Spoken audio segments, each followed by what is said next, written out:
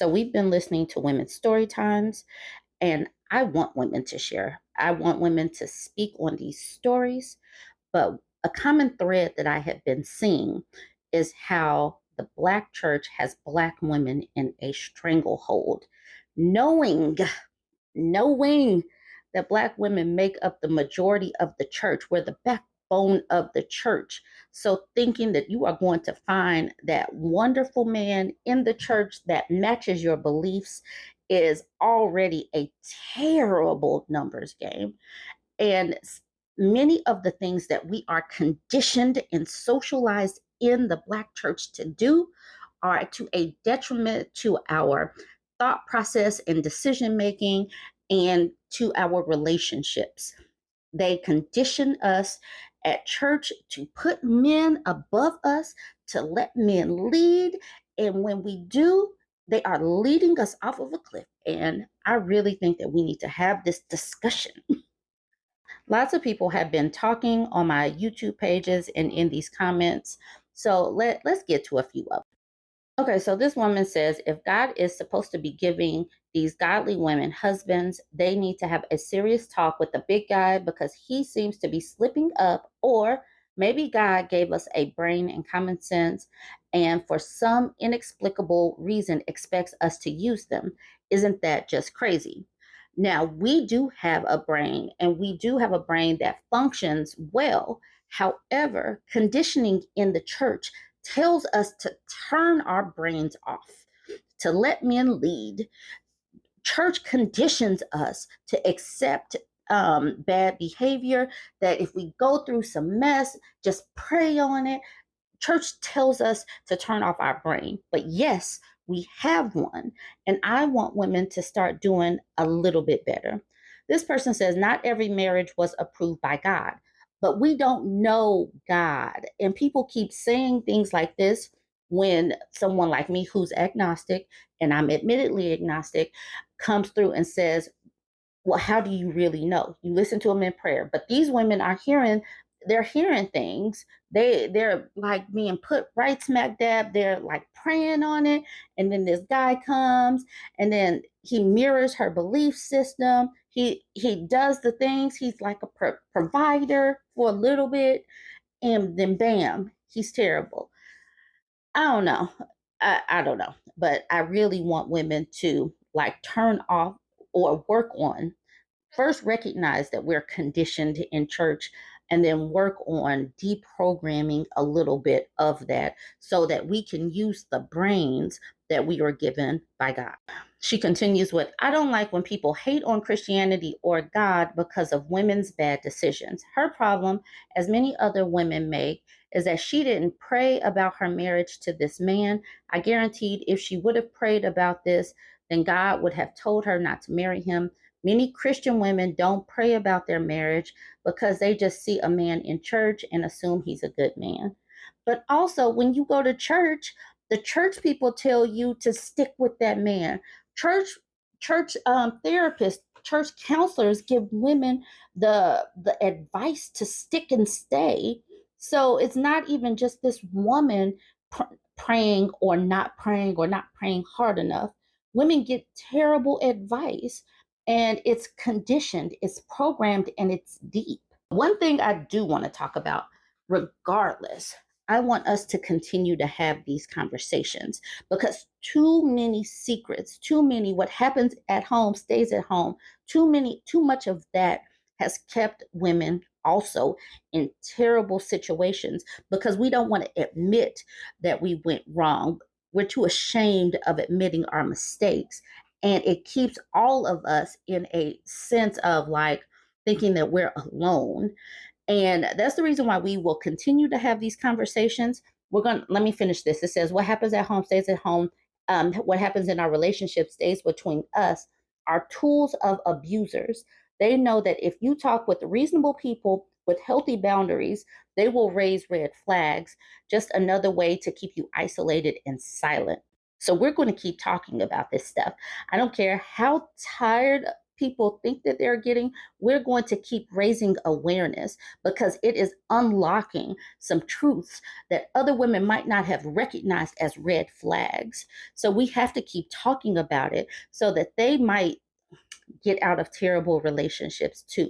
So they might stop forgiving liars or somebody that is possibly financially abusive or trying to use reproduction as a form of control or abuse. There's so many things that we're talking about that abusers do, and keeping silent only helps the abusers. It only helps them. We're trying to help women deprogram from these situations. This person says, I think what we can learn so far, even if we ourselves will never be in such a situation, to be compassionate with our friends who got themselves into such places and not tell them, I told you so. Save that for later. Just be a friend and offer help. If anything happens, you can tell me. I'll be by your side. Shame keeps too many women in bad relationships. Absolutely. That is one of the reasons why I speak so much and attempt to keep these spaces where women can share. Now, I do realize that I go hard on religiosity because I think that religiosity is what keeps women in a constant state of shackles. It keeps our brains shackled. It does not allow the full range of common sense that some of us have once we have deprogrammed from the church. And I was raised in the church. I know the programming. I know it. So we don't all have the same baseline of recognizing red flags because of programming and social conditioning. But what we're going to keep doing is being a safe space for women to share our stories so that the next woman knows that maybe this isn't the best situation. Maybe this isn't optimal for raising kids. Maybe it is not wise to combine finances like that. We're going to keep having these discussions. Oh, here's another good comment. I'm not trying to shame anyone because this world has conditioned women to have this desperation mindset where red flags are seriously ignored. If more of us had wisdom and learned from others without having to experience this, we would be better off. If we start to look at actions and not just words, I really hope the women telling their stories help others. Absolutely. This is where I am. When you are desperate, you gloss over some things. You're a little bit more accepting of things. And the people that are preying on these women understand that these women are in a state of desperation. They are lacking something. And those men know precisely the holes that they need to be filled. And they fill it until they get their tentacles in them. And then that's when they can let their mask slip. All right, y'all. Y'all can jump in. Tell me what you think. I believe that these stories have taught us a lot, and I want us to keep sharing. They are resonating with people. They really are. These stories are resonating with people because so many people keep jumping in the comments and speaking. So keep telling your stories. I try so hard to get to all of the story times that get sent to me. It is a little bit overwhelming at times, but I will keep creating content that will help women. Y'all jump in the comments. Let me know what you think. Like, comment, share. If you're on my YouTube page, here comes one of my TikTok mutuals. This is a good video. Red flag number 3 in the Who the F Did I Marry in the Lies He Told series with Risa Tisa and Jillian.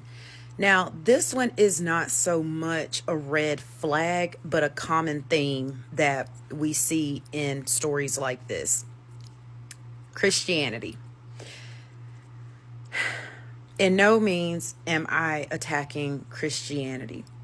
What I am noticing is a trend specifically with Black women when it comes to Christianity. Both Risa Tisa and Jillian mention in their story series that they are Christian. I hate to see Christianity taking us out like this. So in one of my previous videos, I mentioned amongst father absenteeism culture, I mentioned that religion is another one that keeps women in some sort of bondage. When is my time coming? I want to be a mother and a wife. God's got a man for me. I'm waiting on the one. Y'all know all the variations.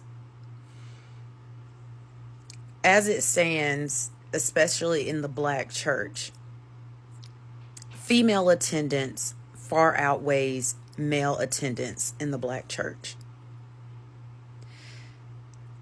And this is a problem because a lot of these church leaders who are male are leading those women astray. And those women are faithfully attending service, faithfully tithing. They're basically running the church at this point with their support, their money, their time, and any other resources that they have to offer. These church leaders know this. They are not oblivious to the statistics. They are not oblivious to the fact that their parishioners are mainly women. And yet, their messages are still tailored to find a husband, get married, have some kids. Their messages are very, very shallow and don't get to the root of the problem. And once again, only the women are being addressed. Now, the one thing that I will say about men, they will stay away from the church because, as I've been told by other men, oh, men know men. Ain't nothing no pastor can tell me. I'm not finna sit up and listen to no man tell me what I should do with my life. Those are things that different men have told me specifically when it comes to attending church. So they're not buying the bull. And I admire them for that. I also suggested that y'all take a break from the church. Not take a break from your faith, but take a break from the church. Because something is terribly wrong. And it's bigger than just going to church. I said in the video before this one, it's either play the game or get played. If you are going to be in relationship with men, it's either play the game or get played or get drugged or whatever. In both of these stories, please understand that those men knew that Risa Tisa and Jillian are Christians. And it's also not lost on me that we are all aware of certain Christian principles in Scripture. At no point, and this is not any shade or anything or towards those creators of these stories, it's an observation. A lot of us claim Christianity, but our actions in no way display Christianity.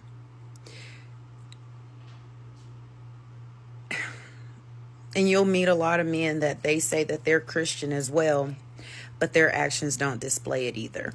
So there is something seriously going on with the church. Be careful.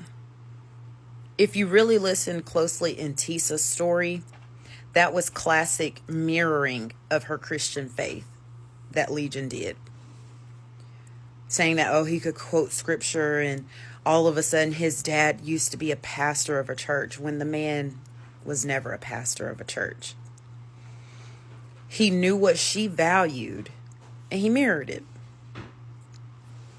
But there was zero action to back up him mirroring. That's why it's mirroring. They know that's what you believe in. And in order to further sink themselves into your life, they've got to pull you in some kind of way. So I'm going to mirror you. Now, there's zero evidence to back up what I'm mirroring you on. Just be careful, y'all. Take a break from the church. It's just a suggestion. I'm not saying whatever. You're wrong. You're going to do what you want to do. But it's just a suggestion. Because where we stand right now in 2024, it's not helpful. It's just not. As women, from the moment we're born, we are told that our entire life is a search for the one. This is deeply unfortunate because what this means is every social event you go to, will he be there? That means that you spend bloody hours glamming yourself up, worrying about how you look, what you're going to wear. You go to the event, and then at the end of the night, you trudge home going, he wasn't there, maybe he'll be at the next one. At some point in my early 30s, I just went, sod this, not looking for the one anymore. I mean, honestly, the moment you decide you don't want to be in love, that just takes a whole layer of out of your life. As